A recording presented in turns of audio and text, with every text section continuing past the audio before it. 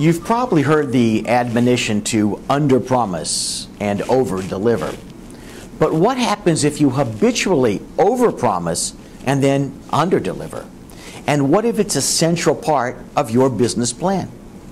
It's become painfully obvious to subsequently disgruntled medical staff members and to subsequently terminated hospital administrators that some so-called national groups and so-called contract management companies are incredibly adept at promising the world, but they often deliver less than a few square yards.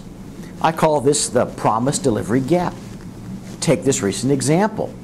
An all board-certified, all-MD anesthesia group is locked in an RFP battle at a nonprofit hospital. The competition? A so-called anesthesia management company with no existing physician or CRNA personnel available, but full of promises. World-class this, best practices that, and outstanding providers too. All that they were missing, in their viewpoint, was the demand for any stipend support, which of course clinched the deal for them. So far, so good. A few months into the new contract, the hospital was in disarray. Medicare certification was lost, but then regained. A rotating crop of locums providers passed through the facility.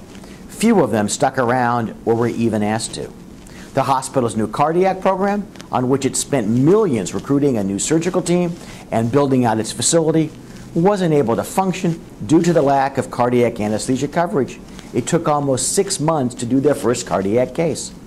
And the senior administrator who championed bringing in the new group due to the supposed cost savings that suddenly would result departed, the spin that she had left to pursue other opportunities. The reality appears to be far different. Then, within the next year, the hospital closed, selling its facility to another charity.